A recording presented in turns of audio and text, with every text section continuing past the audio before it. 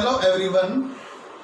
अब तक हमने जो चैप्टर पढ़े थे उसमें हमने देखा था जो चार्ज पार्टिकल था वो रेस्ट में था, और हमने कंडक्टर की प्रॉपर्टी भी डिस्कस की थी, जिसमें हमने देखा था कि कंडक्टर को जब एक्सटर्नल इलेक्ट्रिक फील्ड में रखा जाता है तो अंडर इलेक्ट्रोस्टैटिक कंडीशन वो जो कंडक्टर है उसके अंदर इलेक्ट्रिक फील्ड जीरो होती है। लेकिन जो चैप्टर हम आज स्टार्ट करने जा रहे हैं वो है करंट इलेक्ट्रिसिटी। तो इस करंट इलेक्ट्रिसिटी में हम देखेंगे जब आप कंडक्टर को किसी ऐसे सोर्स से कनेक्ट करेंगे कि जो कंडक्टर के एंड पे पोटेंशियल डिफरेंस अप्लाई करेगा, तो उसमें जो इलेक्ट्रोस्टैटिक कंडीशन है वो नहीं रहेगी और जो कंडक्टर है उसके अंदर नेट इलेक्ट्रिक फील्ड जीरो नहीं होगी। कंडक्टर के अंदर इलेक्ट्रिक फील्ड प्रेजेंट होगी और वो जो इलेक्ट्रिक फील्ड है वो कंडक्टर के अंदर जो चार्ज पार्टिकल्स हैं उनके ऊपर फोर्स एग्जर्ट करेगी, और वो जो फोर्स है F आपको पता है F is equal to QE। यदि पॉजिटिव चार्ज है तो ये फोर्स इलेक्ट्रिक फील्ड के डायरेक्शन में होगी, और नेगेटिव चार्ज है तो जो फोर्स है वो इलेक्ट्रिक फील्ड के अपोजिट डायरेक्शन में होगी। तो जब हम किसी कंडक्टर को ऐसे पाथ से ऐसे सर्किट से जोड़ देंगे जो लगातार कांस्टेंट पोटेंशियल डिफरेंस उसके ऊपर अप्लाई करते रहे, तो वो कहलाएगी इलेक्ट्रिकल सर्किट। और इलेक्ट्रिकल सर्किट में जो चार्ज पार्टिकल है वो कांस्टेंट स्पीड से चलेगा। तो जो इलेक्ट्रिक सर्किट जो हम पढ़ेंगे इस चैप्टर में वो काफ़ी इम्पोर्टेंट है। इनफैक्ट आप देखिए जो इलेक्ट्रिक सर्किट है उससे हम जो एनर्जी है वो एक जगह से दूसरी जगह पर ट्रांसपोर्ट करेंगे, और इस जो एनर्जी है इस एनर्जी को लेकर कौन जाएगा? Charge particle. तो ये जो पोटेंशियल एनर्जी जो हम देंगे इन चार्ज पार्टिकल को, तो वो चार्ज पार्टिकल इस पोटेंशियल एनर्जी को एक जगह से दूसरी जगह लेके जाएंगे, और फिर इस एनर्जी से हमारे पंखे चलेंगे, हम टीवी चलाएंगे, और जो कंप्यूटर है या जो जितने भी इलेक्ट्रिकल अप्लायंसेस हैं वो सारे इस एनर्जी को यूज़ करेंगे, चाहे वो हीट की फॉर्म में यूज़ करें, जैसे बल्ब है, बल्ब जो हमें लाइट देगा, और इसके अलावा जो हीट चाहिएगी जैसे टोस्टर है या हीटर है। इसके अलावा जैसे मैकेनिकल वर्क भी ये जो इलेक्ट्रिकल एनर्जी है ये करेगी। तो जो इलेक्ट्रिक सर्किट है वो काफ़ी इम्पोर्टेंट है। इनफैक्ट जो करंट इलेक्ट्रिसिटी चैप्टर जो हम पढ़ रहे हैं ये काफ़ी इम्पोर्टेंट है। जो करंट है बेसिकली वो हमारे शरीर के अंदर भी फ्लो करता है, जो कुछ एक माइक्रो एम्पियर का होता है। इसके अलावा जैसे कोई भी हम काम करते हैं, इनफैक्ट जब हम सोचते हैं तो भी हमें करंट की रिक्वायरमेंट होती है। जो हमारा ब्रेन है वो इलेक्ट्रिक सिग्नल भेजता है शरीर के जो पार्ट्स हैं। जैसे हमें चलना हो तो चलने के लिए पहले हम जो हमारा माइंड है वो सोचेगा किस तरफ जाना है, कैसे जाना है, उसी टाइप के जो सिग्नल है वो हमारे बॉडी पार्ट को ट्रांसफ़र होंगे। इनफैक्ट जो नर्वस सिस्टम है, चाहे वो ह्यूमन हो चाहे वो कोई एनिमल हो, तो ये भी जो इलेक्ट्रिकल सिग्नल है उसका यूज करता है।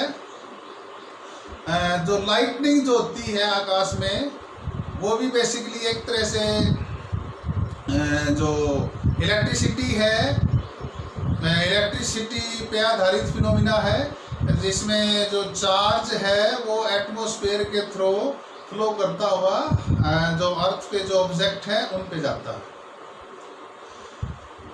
इस चैप्टर को जब हम डिस्कस करेंगे तो सबसे पहले कुछ एक जो बेसिक डेफिनेशन हैं उनकी रिक्वायरमेंट होगी, लाइक पोटेंशियल डिफरेंस जो हमने पहले पढ़ लिया है, करंट, इसके अलावा रेजिस्टेंस, रेजिस्टिविटी, करंट डेंसिटी, तो ये सब हम डिफाइन करेंगे इस चैप्टर में। इसके अलावा इस चैप्टर में हम जो रेजिस्टेंस है उसके बारे में डिस्कस करेंगे, रेजिस्टेंस कैसे कैलकुलेट करते हैं। जब हम कंडक्टर की लेंथ को, एरिया को चेंज करेंगे तो जो रेजिस्टेंस है वो कैसे चेंज होती है, और फिर हम डिस्कस करेंगे जो रेजिस्टेंस है वो किस किस फैक्टर पर डिपेंड करती है। इनफैक्ट सबको करने से पहले हम डिस्कस करेंगे एक इम्पोर्टेंट कॉन्सेप्ट जिसको हम कहते हैं कॉन्सेप्ट ऑफ ड्रिफ्ट वेलोसिटी। तो जो ड्रिफ्ट वेलोसिटी है वो हम सबसे पहले कैलकुलेट करेंगे, और ड्रिफ्ट वेलोसिटी जो है उससे फिर कुछ जो कंडक्टर की प्रॉपर्टीज़ हैं उसको हम एक्सप्लेन करेंगे। फिर हम डिस्कस करेंगे जो टेम्परेचर का इफ़ेक्ट है वो रेजिस्टेंस पे क्या होता है, रेजिस्टिविटी क्या है, रेजिस्टिविटी पे क्या इफेक्ट होता है टेम्परेचर का। फिर हम जो इलेक्ट्रिकल सर्किट है उसको एनालाइज करेंगे, जिसके लिए हम यूज करेंगे किरचॉफ रूल। तो किरचॉफ के 2 नियम हैं जिनको हम डिस्कस करेंगे। फिर हम डिस्कस करेंगे कुछ स्पेशल डिवाइसेस लाइक पोटेंशियोमीटर। जो पोटेंशियोमीटर है उससे हम एक्यूरेटली पोटेंशियल डिफरेंस मापेंगे, और व्हीटस्टोन ब्रिज के बारे में डिस्कस करेंगे। फिर जो इलेक्ट्रिकल एनर्जी है और जो इलेक्ट्रिक पावर है उसके बारे में भी हम डिस्कस करेंगे। तो इन सब को डिस्कस करने के लिए हमें सबसे पहले रिक्वायरमेंट है करंट की। What is current? करंट क्या होता है? कोई भी चार्ज पार्टिकल जब मोशन में हो, यानी एक रीजन से दूसरे रीजन में जब चार्ज पार्टिकल जा रहा हो, then it will constitute current। यानी motion of charge particle from one region to other is called current. Current ये तो एक तरह से बेसिक डेफिनेशन है। कोई भी चार्ज पार्टिकल जब मोशन में हो, एक रीजन से दूसरे रीजन में जाए, then it will constitute current। तो वहाँ पे करंट होगा। करंट को हम डिफाइन कैसे करते हैं? कई बार क्या होता है, जो कंडक्टर होता है जिसमें फ्री इलेक्ट्रॉन्स होते हैं, तो जब हम उस कंडक्टर पे पोटेंशियल डिफरेंस अप्लाई करते हैं तो कंडक्टर के रीजन में इलेक्ट्रिक फील्ड जो है वो आ जाती है, और जो इलेक्ट्रिक फील्ड है वो चार्ज पार्टिकल पे फोर्स एक्सर्ट करती है, और वो जो फोर्स है उसकी वजह से जो चार्ज पार्टिकल हैं वो एक पर्टिकुलर डायरेक्शन में ड्रिफ्ट होते हैं। तो इसको मैंने समझाने के लिए सबसे पहले तो ये मैंने 3 फिगर ड्रा किए हैं। तो ये वो सिचुएशन है जब हम ये मान रहे हैं कि जो मटेरियल है उसके अंदर केवल पॉजिटिव चार्ज है, पॉजिटिव चार्ज पार्टिकल है उस रीजन में, और वो जो पॉजिटिव चार्ज है जब हम एक्चुअली इलेक्ट्रिक फील्ड अप्लाई करते हैं तो वो जो इलेक्ट्रिक फील्ड है, चाहे वो हमने इसके अक्रॉस पोटेंशियल डिफरेंस अप्लाई कर दी या कोई और सोर्स है जैसे जनरेटर है, ठीक है, उससे जोड़ दिए, तो जो इलेक्ट्रिक फील्ड है कंडक्टर के अंदर उसकी वजह से ये जो पॉजिटिव चार्ज है, this positive charge particle they will move in the direction of electric field. तो ये इलेक्ट्रिक फील्ड की डायरेक्शन में ड्रिफ्ट होंगे, तो वो ये ड्रिफ्ट वेलोसिटी मैंने दिखाई है वीडियो। तो इस ड्रिफ्ट की वजह से इसके अंदर करंट का फ्लो होगा, और जो करंट है वो उस डायरेक्शन में होगा जिस डायरेक्शन में इलेक्ट्रिक फील्ड। तो ये बेसिकली ये जो करंट है इसको हम कहते हैं कन्वेंशनल करंट, और जो कन्वेंशनल करंट है उसी को हम करंट भी लिखेंगे। कन्वेंशनल करंट बेसिकली उस डायरेक्शन लेते हैं जिस डायरेक्शन में पॉजिटिव चार्ज फ्लो कर रहा हो। तो ये ओल्ड कन्वेंशन है जो अब तक फॉलो करते आ रहे हैं। यदि हम बात करें मेटल्स या कंडक्टर की, तो जो कंडक्टर के अंदर सपोज इलेक्ट्रिक फील्ड है लेफ्ट से राइट की तरफ, तो आप देखिए जो नेगेटिव चार्ज पार्टिकल्स हैं वो इलेक्ट्रिक फील्ड की अपोजिट डायरेक्शन में ड्रिफ्ट हो रहे हैं। अब जो नेगेटिव चार्ज है इनकी वजह से जो इलेक्ट्रॉन है वो तो इस तरफ आ रहे हैं, लेकिन करंट किस तरफ है? जिस डायरेक्शन में पॉजिटिव चार्ज जाएगा या तो उस डायरेक्शन में ले लो, या जिस डायरेक्शन में नेगेटिव चार्ज जा रहा है उसके अपोजिट डायरेक्शन में। तो इस केस में और इस केस में, दोनों ही केस में जो करंट है वो किस तरफ है? जिस डायरेक्शन में। यदि इन इलेक्ट्रॉन, ये जो इलेक्ट्रॉन है ये इस तरफ आ रहे हैं, इसका मतलब पॉजिटिव चार्ज राइट साइड में जा रहा है, so that is direction of current. Direction of current, ये जो करंट है जिसकी हम बात कर रहे हैं, दिस इज कन्वेंशनल करंट। यदि हम इलेक्ट्रॉनिक करंट की बात करें तो जो इलेक्ट्रॉन की वजह से जो करंट है वो इस तरफ आ रहा है, लेकिन हम इसको कंफ्यूज नहीं करेंगे। करंट का हम एक ही डायरेक्शन लेंगे जिस डायरेक्शन में पॉजिटिव चार्ज फ्लो होगा। यदि नेगेटिव चार्ज लेफ्ट साइड में आ रहा है, इसका मतलब भी यही है कि पॉजिटिव चार्ज किस साइड में जा रहा है? राइट साइड में। तो that is why current is from left to right. आप देखिए यहाँ पे current is from left to right. ये जो फिगर ए मैंने ड्रा किया है, इसमें मैंने इमेजिन किया कि केवल पॉजिटिव चार्ज प्रेजेंट था, इसमें मैंने इमेजिन किया केवल नेगेटिव चार्ज प्रेजेंट था। सपोज कोई ऐसा मेटेरियल हो जिसके अंदर पॉजिटिव चार्ज भी प्रेजेंट और नेगेटिव चार्ज पार्टिकल भी प्रेजेंट हो, और उसमें इलेक्ट्रिक फील्ड लगाई जाए तो उस केस में क्या होगा, जो नेगेटिव चार्ज है वो इलेक्ट्रिक फील्ड के अपोजिट डायरेक्शन में जाएंगे, जैसे मैंने ये शो कर रखे हैं, और जो पॉजिटिव चार्ज है वो इलेक्ट्रिक फील्ड की डायरेक्शन में जाएंगे। तो अब देखिए इस केस में जो करंट होगा वो जो पॉजिटिव चार्ज की वजह से करंट है वो तो है ही है, और जो नेगेटिव चार्ज की वजह से करंट है, नेगेटिव चार्ज इस तरफ आ रहे हैं तो इसका मतलब ये कि पॉजिटिव चार्ज इस तरफ जा रहा है, तो नेगेटिव चार्ज पार्टिकल के फ्लो करने की वजह से जो करंट है वो I माइनस, और पॉजिटिव की वजह से जो फ्लो करा वो I प्लस, तो टोटल करंट होगा इन दोनों का सम, और वो जो टोटल करंट I होगा, अगेन ये जो I है ये इसी डायरेक्शन में होगा जिस डायरेक्शन में ये इलेक्ट्रिक फील्ड थी कंडक्टर के अंदर। अब ऐसी सिचुएशन भी हो सकती है कि पॉजिटिव और नेगेटिव चार्ज दोनों एक ही तरफ जा रहे हो, तो उस केस में हम करंट जो करंट है वो कितना लेंगे, जितना पॉजिटिव चार्ज की वजह से करंट है वो निकाल लो, और जो नेगेटिव चार्ज पार्टिकल की वजह से करंट है वो निकाल लो। तो क्योंकि दोनों एक ही डायरेक्शन में जा रहे हैं तो उस केस में I प्लस में से I माइनस को सब्ट्रैक्ट कर देंगे तो वो टोटल करंट आ जाएगा। करंट बेसिकली है क्या, चार्ज पार्टिकल मोशन में वो करंट कंस्टिट्यूट करता है। इसको हम डिफाइन कैसे करते हैं, करंट को हम डिफाइन करते हैं जो पर्टिकुलर एरिया है क्रॉस सेक्शन का, उस एरिया को क्रॉस करके जो नेट चार्ज है वो सपोज डेल्टा टी टाइम में जा रहा है, तो जो नेट चार्ज है वो यूनिट टाइम में उस एरिया को क्रॉस करके कितना नेट चार्ज गया, दैट इज कॉल्ड करंट। तो इसको हम डिफाइन करते हैं the current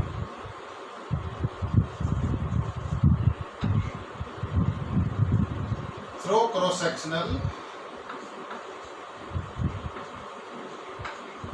area A is the net charge flowing through the area per unit time। इसको हम डिनोट करते हैं I से, और सपोज डेल्टा टी टाइम में जो चार्ज पास करके गया वो गया स्मॉल चार्ज dq, और कितने टाइम में, स्मॉल टाइम dt में। सो दिस इज करंट, और इसकी यूनिट होगी एम्पियर, और एक बेसिक जो प्रॉपर्टी है करंट की, करंट का डायरेक्शन तो होता है बट ये वेक्टर की तरह बिहेव नहीं करता। सपोज इधर से करंट आ रहा है 3 एम्पियर, और इधर से करंट आ रहा है 4 एम्पियर, और ये एंगल कितना है 90 डिग्री। यदि करंट वेक्टर होता तो हम कहते हैं इधर जो करंट जा रहा है वो होता 5 एम्पियर, लेकिन 5 एम्पियर की बजाय हम देखते हैं कि जो करंट है वो जितना करंट इधर से आया उतना करंट इधर जाएगा, तो 3 + 4 यानी इस पॉइंट पे आया करंट 3 और 4 7 आया, और गया कितना 7। So current is not a vector quantity. यदि वेक्टर होता तो 3 इधर से आया, 4 इधर से, इस एंगल पर डिपेंड करता, और यदि ये एंगल होता सपोज 90 डिग्री तो उसमें से करंट जाना था यहाँ 5 एम्पियर, लेकिन देखा गया एक्सपेरिमेंट से कि करंट 3 इधर से आया, 4 एम्पियर इधर से आया, तो इधर कितना जाएगा 7 ampere. So current is not a vector quantity, हालांकि इसका डायरेक्शन होता है but it does not obey vectors rule. Unit क्या होती है, करंट की यूनिट होती है एम्पियर। एम्पियर जो साइंटिस्ट था, फिजिक्स था, उसके नाम पे इसको लिखते हैं एज। और आप देखिए जो करंट है 1 एम्पियर कितना होता है, सपोज किसी एरिया से 1 सेकंड में चार्ज फ्लो करके गया 1 कूलम, टाइम कितना था 1 second, so 1 ampere is 1 coulomb per second. Dimensional formula जो करंट है वो बेसिकली एक फंडामेंटल क्वांटिटी है, तो जो डायमेंशनल फार्मूला है वो इसका ए लिया गया है। कई बुक इसका जो डायमेंशन है वो आई के फॉर्म में भी यूज करते हैं।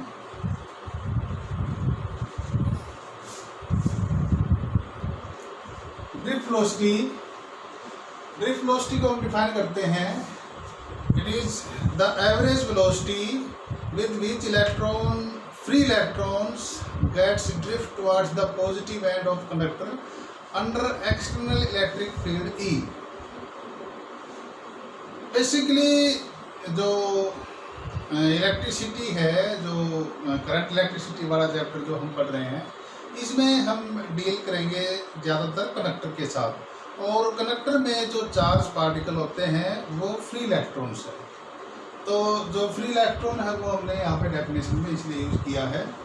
नहीं तो आप जैसे मान लो कोई इलेक्ट्रोलाइट हो, जैसे सोडियम क्लोराइड है या कॉपर सल्फेट है, और आप उसको एक्शन इलेक्ट्रिक फील्ड में रखो, उसमें से आप जो है जब उसको जोड़ेंगे तो उस सॉल्यूशन में जो करंट होता है उसमें दोनों आयंस होते हैं, पॉजिटिव आयंस भी और नेगेटिव आयंस भी। तो जो पॉजिटिव और नेगेटिव आयन है वो एक दूसरे के अपोजिट डायरेक्शन में ड्रिफ्ट होते हैं। तो क्योंकि हम इस चैप्टर में बेसिकली डील करेंगे मेटल्स और कंडक्टर के साथ, तो कंडक्टर में ज़्यादातर फ्री इलेक्ट्रॉन्स होते हैं, तो इसलिए यहाँ पे हमने ड्रिफ्ट वेलोसिटी को डिफाइन किया है, the average velocity with which the free electrons gets drifted under the action of external electric field E. तो इसके लिए हम एक्सप्रेशन ड्राइव करेंगे। हम बात करें कंडक्टर की, तो जो कंडक्टर है उसके अंदर बहुत सारे फ्री इलेक्ट्रॉन्स होते हैं। यदि मैं कंडक्टर को ड्रा करूँ, सपोज ये कंडक्टर है,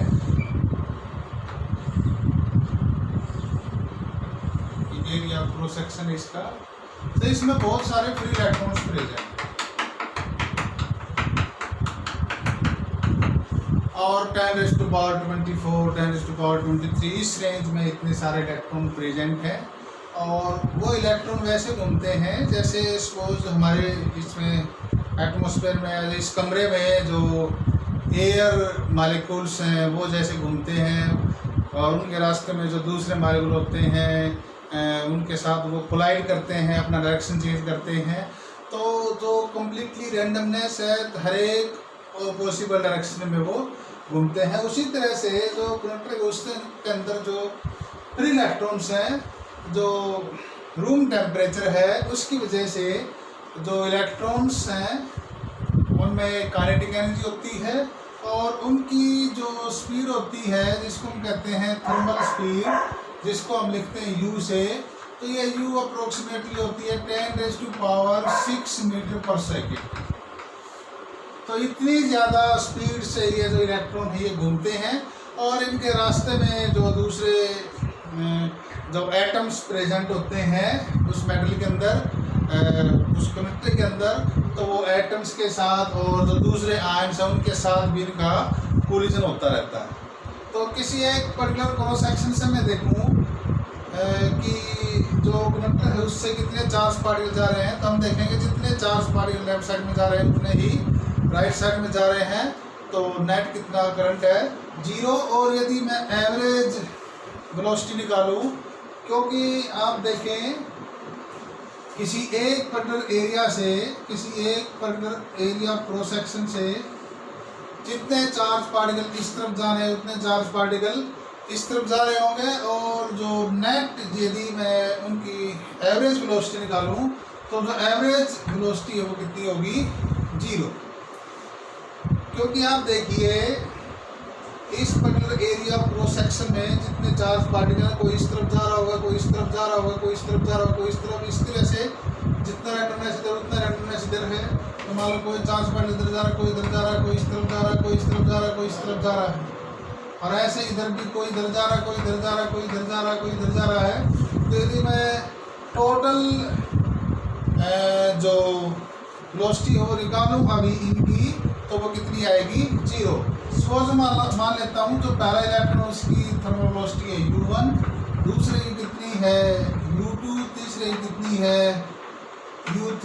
इस तरह से जो चार्ज पार्टिकल वो है UN जो प्रेजेंट है यहाँ पे, और टोटल नंबर कितने हैं N से डिवाइड कर दिया, या आप चाहें तो इसको कैपिटल N ले लें। तो ये आ जाएगी average thermal velocity U average. अभी हमने कोई एक्शन इलेक्ट्रिक फील्ड अप्लाई नहीं की है, और ये U एवरेज कितनी होगी 0। U एवरेज होगी 0। ये हम नोट कर लेते हैं, ये हमारी होगी इक्वेशन नंबर 1। जब हम एक्सटर्नल इलेक्ट्रिक फील्ड अप्लाई करेंगे तो हम बात कर रहे थे इसमें बहुत सारे फ्री इलेक्ट्रॉन्स प्रेजेंट हैं और वैसे ही घूम रहे हैं, जैसे कमरे के अंदर गैस के मॉलिक्यूल्स घूमते हैं और हर एक पॉसिबल डायरेक्शन में है, एक दूसरे के साथ कोलाइड करते रहते हैं। रूम टेम्परेचर पे उनकी इतनी थर्मल स्पीड होती है। और अभी ये सिचुएशन, जब हम इसको एक्सटर्नल इलेक्ट्रिक फील्ड में रखेंगे तो क्या होगा। अभी मैं बात करता हूँ एक इलेक्ट्रॉन की। सपोज किसी एक इलेक्ट्रॉन को ले लेते हैं, सपोज अलग चौक यूज कर लेता हूँ। तो इलेक्ट्रॉन यहाँ पर प्रेजेंट है इनिशियली, इस पॉइंट का नाम दे देता हूँ मैं P1 पे प्रेजेंट है और ये इस तरफ जा रहा था तो यहाँ रास्ते में एक मॉलिक्यूल मिल गया, इसके साथ इसका कोलिजन हुआ, इधर आ गया इस तरफ, फिर इसका इसके साथ कोलिजन हुआ, इधर चला गया इस तरफ, फिर इसका इसके साथ कोलिजन हुआ, उधर चला गया, फिर इसका साथ कोलिजन हुआ, इधर आ गया। और तो आप देखिए एक पर्टिकुलर स्मॉल टाइम हम लें तो उस टाइम में इसका जो डिस्प्लेसमेंट अब अप्रोक्सीमेटली कितना है, 0। तो ये जो इनिशियल पॉइंट था जहाँ से स्टार्ट हुआ था ये P1 और ये कितना है P2। अभी यदि मैं किसी चीज़ को एक्सटर्नल इलेक्ट्रिक फील्ड में रख दूँ तो एक्सटर्नल इलेक्ट्रिक फील्ड सपोज मैं लगा देता हूँ इस तरफ, this is external electric field E। तो अभी यदि मैं देखूँ इस केस में तो सिचुएशन क्या होगी, ये जो चार्ज पार्टिकल पहले यहाँ था तो जैसे ही इलेक्ट्रिक फील्ड अप्लाई करेंगे तो ये हल्का सा मैं इलेक्ट्रॉन की बात कर रहा हूँ, तो इलेक्ट्रॉन को इलेक्ट्रिक फील्ड के अपोजिट डायरेक्शन में ड्रिफ्ट होंगे। तो जैसे ही एक्सटर्नल इलेक्ट्रिक फील्ड अप्लाई की ई, तो ये पहले सिचुएशन जब है तो येलो चौक से दिखाई मैंने इलेक्ट्रिक फील्ड हुआ 0। अभी जैसे ही इलेक्ट्रिक फील्ड अप्लाई करेंगे तो ये हल्का सा इधर ड्रिफ्ट हो जाएगा और ये पहले जो इधर था वो इधर आ जाएगा और अब इधर की बजाय ये इधर आ जाएगा और ये इधर आ जाएगा, इधर चला जाएगा और फिर ये। तो अब देखिए ये P2 डैश पोजीशन पे आया, इनिशियल पोजीशन थी P1। तो अब देखिए ये यहाँ से यहाँ तक नेट डिस्प्लेसमेंट,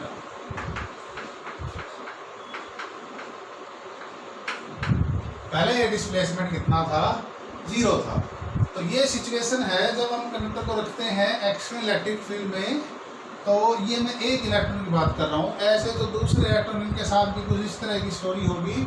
और जो इलेक्ट्रॉन है वो इलेक्ट्रिक फील्ड सपोज इस डायरेक्शन में लगाई थी तो इलेक्ट्रिक फील्ड के अपोजिट डायरेक्शन में ड्रिफ्ट होना स्टार्ट हो जाएंगे। और यदि एक डायग्राम बनाऊँ मैं और जिसमें केवल ड्रिफ्ट वेलोसिटी दिखाऊँ तो उसमें मैं ऐसे शो कर सकता हूँ, यहाँ पे बना देते हैं डायग्राम। ये तो सिचुएशन जब है जब एक्सटर्नल इलेक्ट्रिक फील्ड कितनी थी, 0। और जब एक्सटर्नल इलेक्ट्रिक फील्ड प्रेजेंट हो तो उस केस में डायग्राम हम कैसे बना सकते हैं।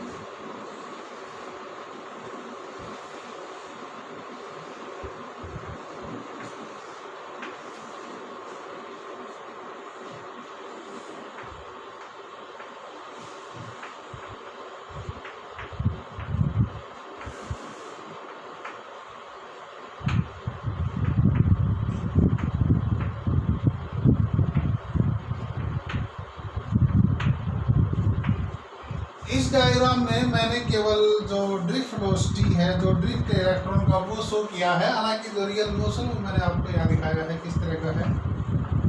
तो ये एक्सटर्नल इलेक्ट्रिक फील्ड प्रेजेंट है ई और एक्सटर्नल इलेक्ट्रिक फील्ड इस डायरेक्शन में। तो अभी सपोज मैं मान लेता हूँ n क्या है, n is number of free electrons present in the conductor. और जो एक्सटर्नल इलेक्ट्रिक फील्ड हमने अप्लाई की है वो कितनी है, E। और मान लिया कंडक्टर के अंदर क्या चीज़ है, electron, n number of free electrons, E is external electric field.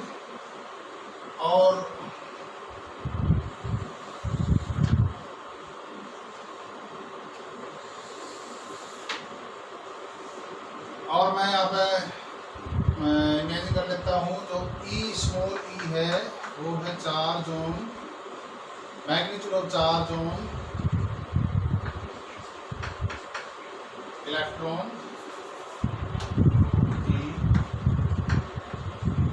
is magnitude of charge on electron, is magnitude of charge on electron.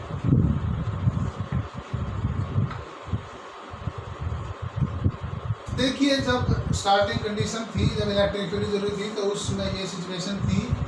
तो जो एवरेज वेलोसिटी है u1 u2 u1 u4 u3, जब तक electric field apply नहीं की थी, तो उस टाइम पे ये वेलोसिटी थी इलेक्ट्रॉन्स की। और जो एवरेज वेलोसिटी है, इनकी एवरेज निकालें u एवरेज, तो वो कितनी थी u1 प्लस u2 u1 और ये डिवाइडेड बाई n, तो वो किसके इक्वल थी? 0 की। तो हम किसी एक पर्टिकुलर इलेक्ट्रॉन की बात करें तो उस इलेक्ट्रॉन की वेलोसिटी होगी v1। जब इलेक्ट्रिक फील्ड अप्लाई करेंगे तो वो वेलोसिटी v1 किसके इक्वल होगी? अब देखिए जब हम इलेक्ट्रॉन को रखते हैं तो इलेक्ट्रिक फील्ड इस तरफ है और फोर्स किसके इक्वल होती है? Force is equal to mass into acceleration. और फोर्स कितनी लगेगी इलेक्ट्रॉन पे? मैग्नीट्यूड की बात करें तो मैग्नीट्यूड होगी फोर्स की E इंटू ई, और फोर्स होती है मास इंटू एक्सेलरेशन। तो यहाँ से हम एक्सेलरेशन निकाल सकते हैं, acceleration is equal to E capital E divided by m।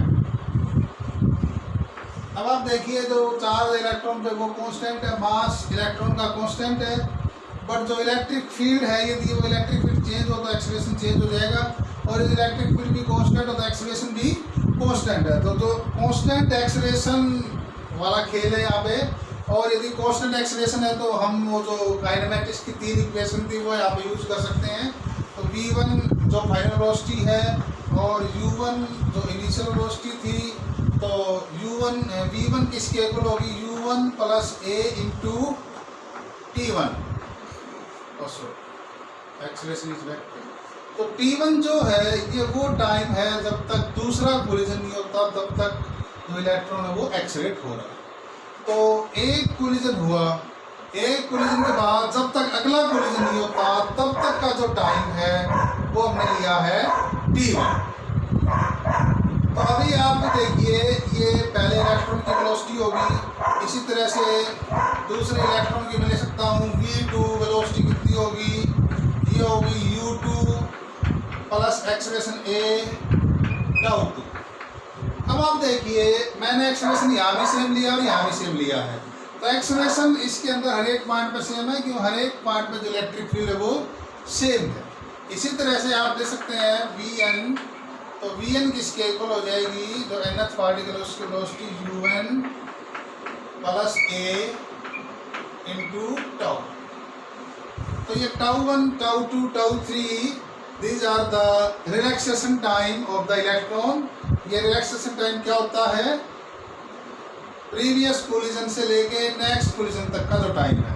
तो हम बेसिकली ये मान के चल रहे हैं ये जो टाइम है ये हम कब माप रहे हैं? ये माप रहे हैं जब इलेक्ट्रॉन का प्रीवियस कोलिजन हुआ था उससे लेके जब तक नेक्स्ट कोलिजन नहीं होता तब तक का ये टाइम है, और उस दौरान ये वेलोसिटी। तो ये जो इक्वेशन इसको हम नाम दे देते हैं, ये इक्वेशन थी 1 और ये इक्वेशन होगी 2।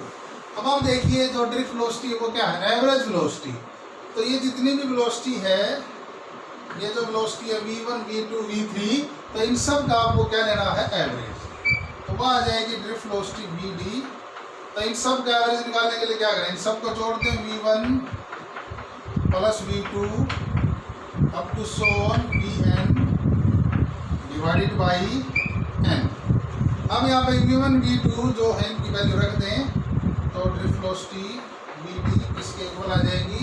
v1 की वैल्यू है u1 प्लस a टाउ1, इस तरह से दूसरी लिख दो v2 प्लस a टाउ2, इस तरह से आप सो ऑन, और लास्ट में आ जाएगा vn प्लस a टाउ1। और इन सब को किससे डिवाइड कर दें? m से। तो आ जाएगी ड्रिफ्ट वेलोसिटी, सॉरी ये यहाँ पे u2 है, u2, और ये यहाँ पे है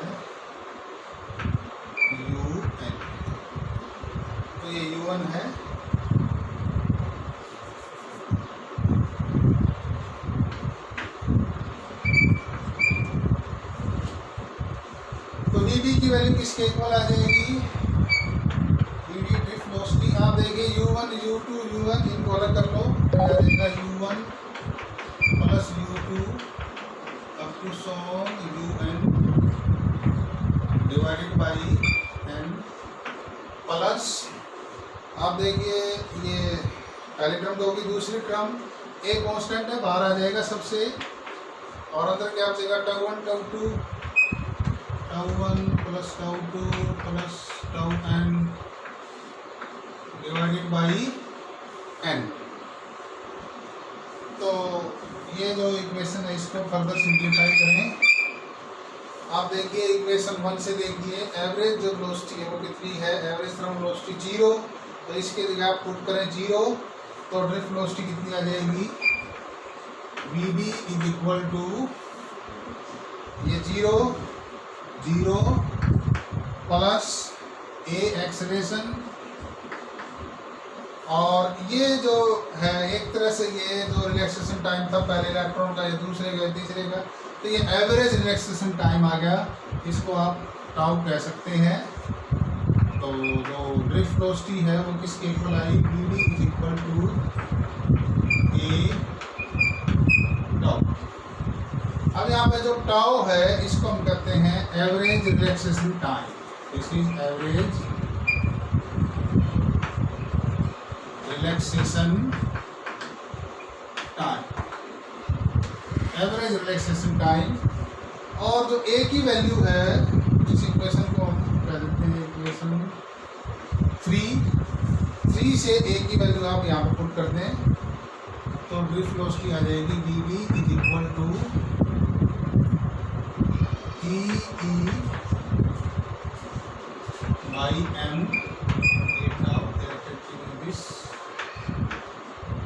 और ये माइनस। तो ये हमारी एक्सप्रेशन आ गई ड्रिफ्ट वेलोसिटी की, इसको हम कह रहे हैं इक्वेशन नंबर 4। अब देखिए जो ड्रिफ्ट वेलोसिटी है और ये ई, ये वेक्टर है, तो यहाँ पे नेगेटिव साइन है। नेगेटिव साइन इसलिए क्योंकि जो इलेक्ट्रिक फील्ड है वो इस डायरेक्शन में है, और जो ड्रिफ्ट हो रही है वो राइट साइड की तरफ है, और इलेक्ट्रिक फील्ड लेफ्ट साइड की तरफ है। तो इलेक्ट्रिक फील्ड और ड्रिफ्ट वेलोसिटी एक दूसरे के अपोजिट डायरेक्शन में है, तो इसलिए ये नेगेटिव साइन आप यहाँ पे यूज कर सकते हैं। तो ये एक्सप्रेशन आ गई वेक्टर 4।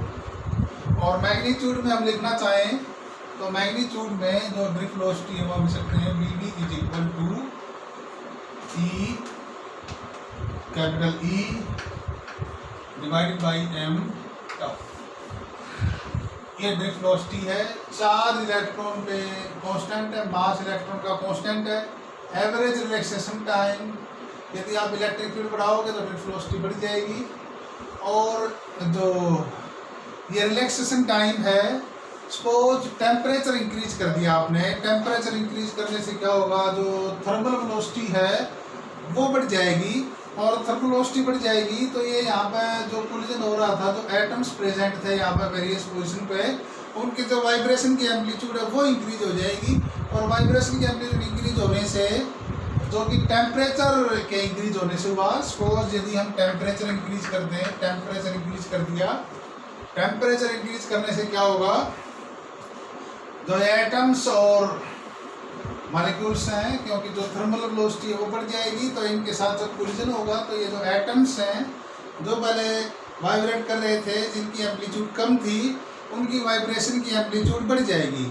और वाइब्रेशन की एम्पलीट्यूड बढ़ने से जो पहले जो कोलिजन हो रहे थे, अब जो कोलिजन है वो जल्दी होंगे, और कोलिजन जल्दी होंगे तो उस केस में क्या होगा, जो एवरेज रिलैक्सेशन टाइम है वो घट जाएगी, टाउ विल डिक्रीज।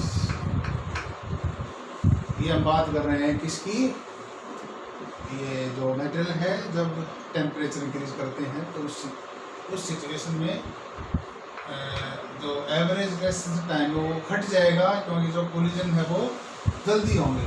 तो ये रिलैक्सेशन टाइम क्या था, एक कोलिजन से दूसरे कोलिजन के बीच का टाइम। जब कोलिजन की संख्या ज़्यादा होगी, कोलिजन जल्दी हो रहे हैं, तो इसका मीन जो रिलैक्सेशन टाइम है वो घट रहा। तो आप ये एक्सप्रेशन याद रखिए, ये वेक्टर फॉर्म में है। तो ये इंपॉर्टेंट कॉन्सेप्ट है ड्रिफ्ट वेलोसिटी।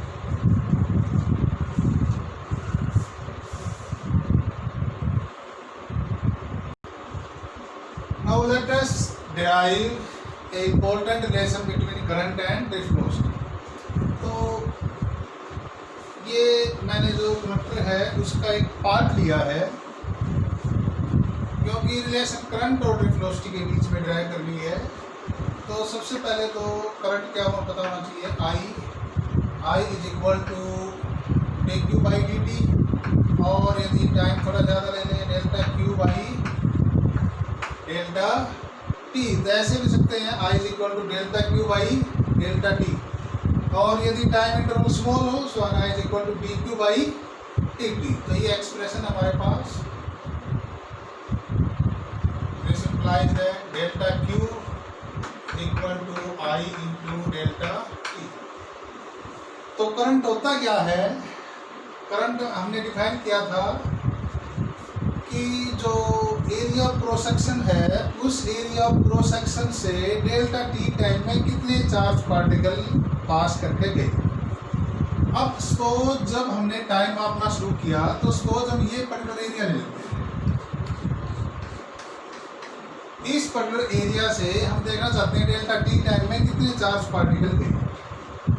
तो आप देखिए डेल्टा टी टाइम में जो चार्ज पार्टिकल गए पास करके इस एरिया को जो क्रॉस करके गए डेल्टा टी टाइम में, पहले वो निकालते हैं, ठीक है, और उसकी वैल्यू यहाँ रख देंगे तो रिलेशन आ जाएगी करंट और ड्रिफ्ट वेलोसिटी। तो अब जो इम्पोर्टेंट टास्क हमारा ये कि इस एरिया से डेल्टा टी टाइम में कितने चार्ज पार्टिकल इसको क्रॉस करके इधर राइट साइड में गए। अब आप देखिए सपोज जो चार्ज पार्टिकल हैं वो जो इस एरिया से क्रॉस हो रहे हैं एंड डायरेक्शन इलेक्ट्रिक फील्ड में रखा है कंडक्टर, और ड्रिफ्ट वेलोसिटी कितनी है वी। तो चार्ज पार्टिकल चाहे कोई और दूसरे रैंडम डायरेक्शन में किसी में जा रहा है, लेकिन ड्रिफ्ट किस तरफ होगा इलेक्ट्रिक फील्ड की अपोजिट डायरेक्शन में। तो बाकी सब चीज़ों को बोलकर मैंने केवल ड्रिफ्ट वेलोसिटी दिखाई है। तो जो चार्ज पार्टिकल इस एरिया को क्रॉस करके इधर जा रहे हैं वो कितनी वेलोसिटी जा रहे हैं, वीडी वेलोसिटी से। और जो वीडी वेलोसिटी से जा रहे हैं तो डेल्टा टी टाइम में वो चार्ज पार्टिकल जो वीडी स्पीड से जा रहे हैं तो वो डेल्टा टी टाइम में कितनी दूर चले जाएंगे। सपोज इस एरिया को क्रॉस किया तो जो चार्ज पार्टिकल यहाँ था जब स्टार्टिंग में, तो डेल्टा टी टाइम बाद वो चार्ज पार्टिकल यहाँ आ जाएगा। इसका मतलब इस वॉल्यूम में जितने भी चार्ज पार्टिकल प्रेजेंट है, या यूँ कह लें जितने भी फ्री इलेक्ट्रॉन प्रेजेंट हैं इस वॉल्यूम में, वो सारे के सारे डेल्टा टी टाइम में इस एरिया को क्रॉस करके आए। क्योंकि आप देखिए यहाँ जिसने जस्ट क्रॉस किया इस एरिया को स्टार्टिंग में जिस इलेक्ट्रॉन ने इस एरिया को क्रॉस किया तो वो स्टार्टिंग में यहाँ था। तो डेल्टा टी टाइम में वो ड्रिफ्ट होकर कितना दूर चला जाएगा, इतनी दूर, और वो डिस्टेंस कितनी होगी, ड्रिफ्ट वेलोसिटी वी है और टाइम कितना है डेल्टा टी। तो डेल्टा टी टाइम में हुआ ऐसा लेके यहाँ तक आ जाएगा। तो जो डेल्टा टी टाइम में है उस दौरान सपोज कोई चार्ज पार्टिकल यहाँ होगा, उस दौरान कोई क्रॉस करके इधर आ गया होगा। तो इस पूरी वॉल्यूम के अंदर जो ये वॉल्यूम बनाई है, इस वॉल्यूम में जितने भी चार्ज फ्री इलेक्ट्रॉन प्रेजेंट हैं उस सारे के सारे डेल्टा टी टाइम में इसको क्रॉस करके आए। तो नंबर ऑफ फ्री इलेक्ट्रॉन पर इनटू वॉल्यूम कितने हैं, एन, और ये वॉल्यूम कितनी है, तो ये वॉल्यूम हो जाएगी